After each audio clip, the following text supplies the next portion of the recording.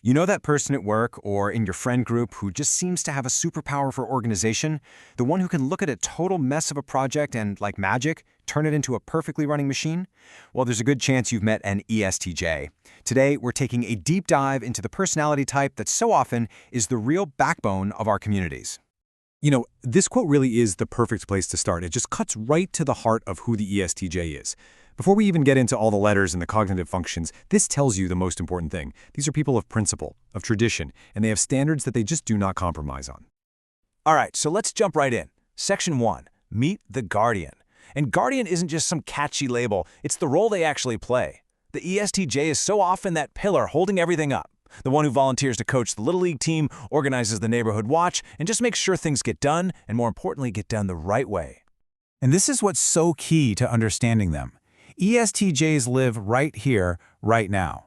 They're not daydreaming about abstract theories. Nope, they are grounded in the hard facts of reality, and their mind is like a constant radar system, always scanning the environment, looking for problems, finding inefficiencies, and figuring out how to make everything run like a well-oiled machine. So how does this all play out in real life? Well, you see it in these core traits. They really are the definition of a pillar of the community, the ones you see at every PTA meeting. They value competence and have almost no patience for inefficiency. And while they're all about logic, they're also super social. They take their word as their bond, and they've got that self-confidence, that, let's say, assertiveness, to take charge and see a project all the way through to the end. Okay, so we know what they're like, but the real question is, why are they like that? It's time to pop the hood and see what's powering this personality type. And that brings us to Section 2, where we're going to look at their cognitive powerhouse, what we're calling the logic engine, or, more technically, extroverted thinking. This right here, this is the ESTJ's dominant function. It's their superpower. It is the lens through which they see and interact with pretty much everything. Their mind is actively, constantly trying to create logical systems, establish clear principles, and then apply that structure to the outside world to make it more orderly, more effective, and just better. And you can see the results of that engine everywhere. Because their brains are literally wired this way, they just naturally step into leadership roles. They're driven to get the job done, not because they want a pat on the back, but because it's the right and logical thing to do. This is where you get that famous dependability, those incredible organizational skills, and that straight-shooting, sometimes blunt, honesty. It all comes from that powerful logic engine. But here's the thing. Every strength has a shadow side, and for the ESTJ, their greatest asset can, if they're not careful, become their biggest weakness.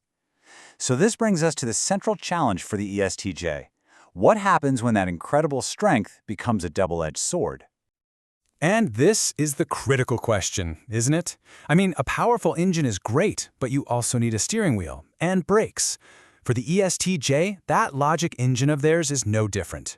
Without a proper counterbalance, that relentless drive for order can go completely off the rails, causing some real damage to their relationships and even their own happiness.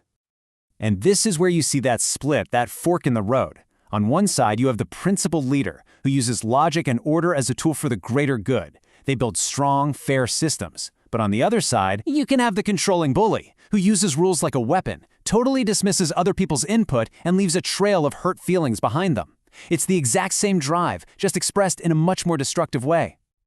So what are the red flags? Well, these are the warning signs that the logic engine is running way too hot. The ESTJ can become super rigid, absolutely convinced that their way is the only right way.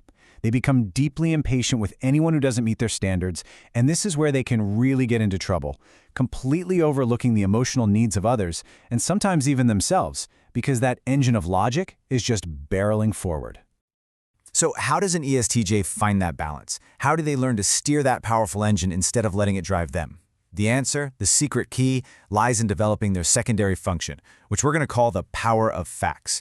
This is what unlocks their absolute best self. And here it is, introverted sensing. Okay, think of it like a massive internal database. It's like a personal Wikipedia inside their head, just filled with a lifetime of real-world experiences and cold, hard facts. So while their extroverted thinking is out there building systems for the outside world, their introverted sensing is quietly on the inside, observing and storing this huge library of data. Okay, so let's look at a real-world example of this in action.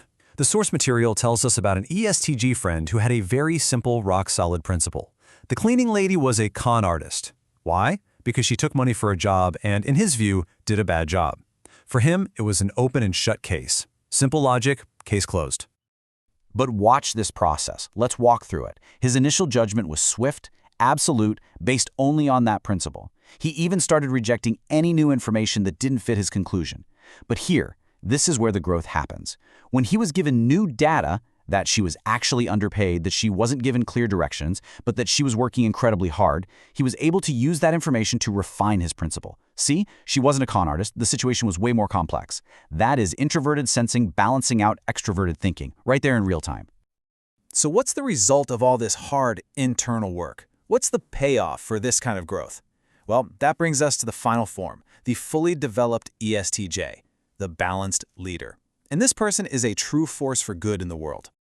This is the magic formula, right? When that powerful logic engine is being fueled by that vast internal database of facts, their principles are no longer just rigid black and white rules. They become nuanced, they become effective, and most importantly, they become fair. They're grounded in what's actually happening in the real world, not just abstract ideas of what should be happening. And when they reach this point, the potential is just incredible.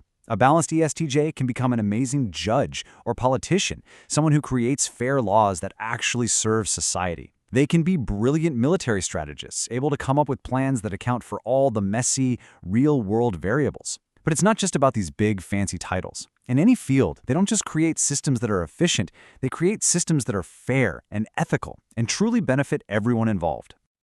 Okay, so let's bring all of this home with some clear, practical advice.